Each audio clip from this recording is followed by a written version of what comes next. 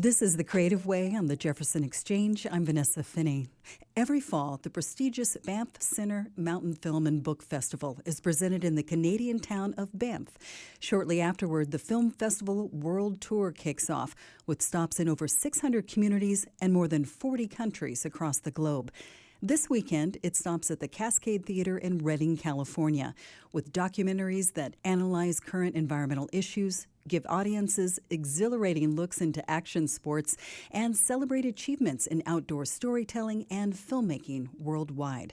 The event is hosted by the Redding Trails Alliance, and I'm joined now by that group's operations director, Camille Knudsen. So, Camille, the Banff Mountain Film Festival comes to Redding this weekend. How many years has Redding been a stop on the tour, and how many years has the Redding Trail Alliance been presenting it? I honestly can't remember when they first brought it to Reading. I know it was a number of years because I attended in the audience. Reading Trail Alliance has been doing it. Oh, hopefully I don't get this number wrong. The years just blend together, but I think it was since 2021, possibly 22. You know, COVID, it ruined time for everyone. Yeah, the year time stopped. Well, Redding is a smaller city. I think it's under 100,000 people, but it has this big reputation. In fact, last September, for one example, the LA Times named it the Trails Capital of California. So, Yes. how many miles of trails are there, and what can you say about the importance of outdoor recreation in general there? Sure. So depending on who you talk to or what you read, that number might change slightly as far as how many trails, but it generally bounces back and forth between 150 to 200 miles of trails. And this is whether you're talking about natural surface trails, dirt trails, or paved trails, or both. So we've got a lot, and I think the majority of people that live here really appreciate having access to these trails. That's how we got started. We all have a passion for our outdoor experiences, and it's unique to every different trail user. And so that's why we focus on not only maintaining what we have, but adding to the diversity of what the trails have to offer. Hmm. And are the trails available for bikers, hikers? Are they ADA accessible?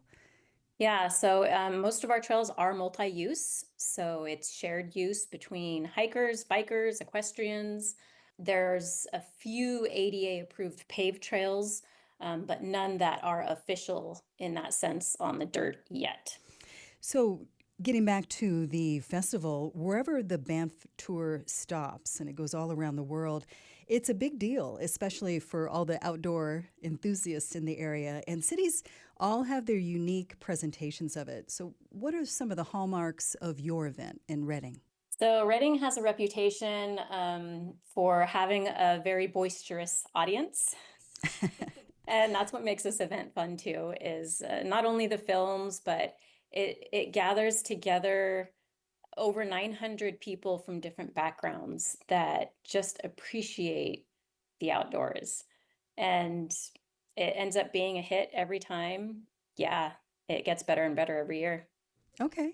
And the event is a fundraiser for the Alliance, for the Redlands Trails Alliance. Can you share a little bit about your history and what kinds of programs and activities you've got going on now? Sure. Yeah. Fundraising is obviously huge for a nonprofit.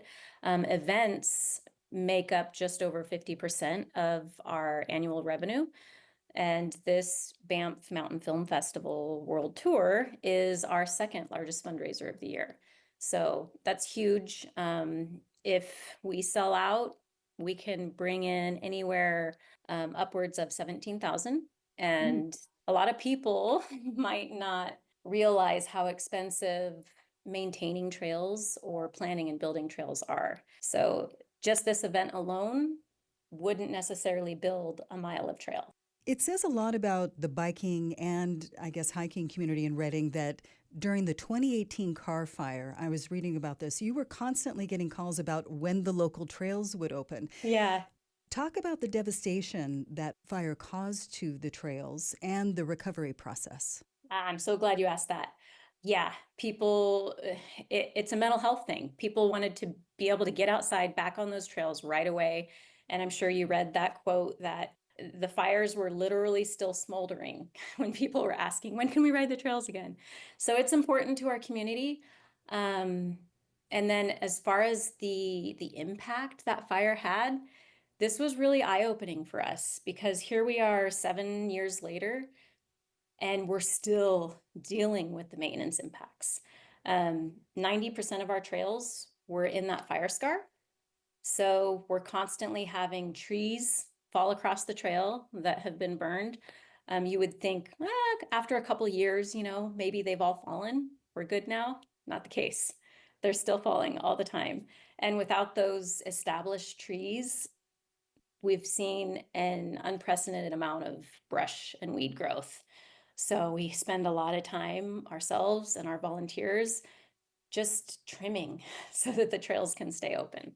So yeah, it's been a lot of work, and unfortunately, it just hasn't gotten any easier yet. Well, then after that, you had that huge snowstorm.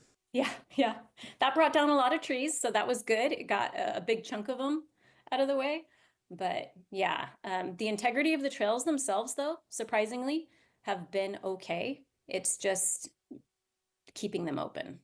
Okay, so the main sort of infrastructure is there. It's just maintenance, and you need a lot of volunteer work. I actually understand that the 1-2 punch of those disasters, because you were calling it Snowmageddon, actually spurred even more people to help with your mission. So, how did your volunteer base grow after that? I read something like you have 2,500 volunteer hours a year or something. Is that accurate? Yeah, yeah, and we have amazing volunteers. What's unique about the outdoor community is a lot of people who appreciate using the trails won't hesitate to get out there and help. We have over 500 people on our volunteer email list. It doesn't mean that they all come out and help, but we send out weekly emails. We let them know what we're doing, where we need help, what's happening. And that's 500 people that can at least let us know their availability. And then we have an Adopt a Trail program that we launched last year, and that's been huge because these are people who are volunteering their time to focus on a specific trail to handle the trimming. We host some trainings. Some of them have been trained and approved to run a saw on BLM land. And then some are also trained and approved to handle a lot of the water mitigation, drainage issues that pop up with the sediment that collects in some of the rolling dips. My guest is Camille Knudsen, Operations Director for the Redding Trail Alliance, which is presenting this year's Banff Mountain Film Festival this weekend at the Cascade Theater. Camille, let's get into the films that you'll be screening this weekend. Take us through the schedule and give us little synopses, if you would. Okay. So there are 7 films that will be showing. The program that we're showing is called the Granite Program, so you can look these up online as well.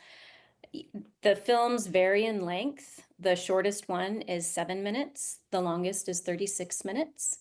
And what's great about this lineup is there's a little bit of everything.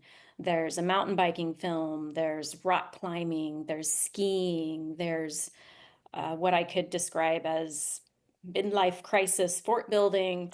There's kayaking and endurance running. So many things. And I can walk you through the titles and a little bit about each of those if you want. That'd be great. Yeah, just little highlights, even just the little blurbs that they send you. Sure. So the first one is Anytime in Utah. And this is a mountain bike film. I'll read the synopsis here. It's Utah's rugged, arid landscape. A new era of female freeride mountain biking is born. Follow 4 trailblazing women as they carve unprecedented lines and push the limits of what is possible. Our next film is Ian. This is pretty cool. This is the rock climbing film. 72-year-old climber. His name's Ian Elliott. And despite his age, he's defying stereotypes and showcases his resilience and challenging societal perceptions. So that's a fun little teaser there. Going East is an interesting video about a group of skiers that are on a mission to travel as far east as possible using only public transportation and skiing along the way. That's unique. Two Legs is Too Easy. This is an inspiring film about a man named Steve. I'm not going to pronounce his last name because I don't want to botch it. So he was born with bone cancer in his left leg and has never known what it's like to have two legs. But that hasn't stopped him from doing all kinds of sports, skiing, mountain biking. So this is one of those super inspiring films. You watch these and you think, okay, what's my excuse? Right. House of Bliss. This was the reference I made to fort building. This was a very interesting documentary about a guy who built a shelter. I think it was in Iceland. Yes, it's based in Iceland. And it's just a very short but contemplative and quiet, as it says, film about being outside. It's one of my favorites. I liked it. It's a short one, only 9 minutes. And you mentioned before when you were talking that it was a midlife crisis fort building. Is it? Are they of a certain age? Is that why you said that? Or Yeah. He looked to be about 40s. And what we do is we preview 4 different programs before we choose one to show locally. And I had previewed this program, and that was the little note that I put in my phone because I put notes on every film I watched. And it made me giggle. I know a few people who have done and probably would do that. The next film is Ice Waterfalls. Beautiful cinematography. This one's a little bit longer of a synopsis, so I can just summarize it. But it's kayaking through melting ice caps, glaciers, and going over waterfalls. Blue water, so beautiful. And then the last film is a team sport. A lot of people might already be familiar with Courtney Dauwalter. Amazing woman. She set some records, ran 300-mile races back to back in one summer. Can't even imagine. So yeah, this is a film that a lot of people in our audience, I think, are looking forward to. wonderful. Well, Camille, is there anything else you just want people to know generally about Reading or this festival, this Banff Festival in particular? Tickets are still available, and I would purchase them ASAP because a lot of the times people show up at the theater day of and it's sold out. And there's nothing worse than having to be turned away. The event itself is going to be amazing. We always draw the winner for our Dream Bike giveaway, which is another fundraiser we do at the end of the show, because our hopes is that somebody in that audience will be the winner, and it would be awesome just to get them up on stage and have a crowd of people cheering them on. One last thing, we always curate some fun prize giveaways for our audience based on the films we're showing. So we're doing that again this year. We've got a couple mountain bike packages. We've got a rock climbing package, a camping package.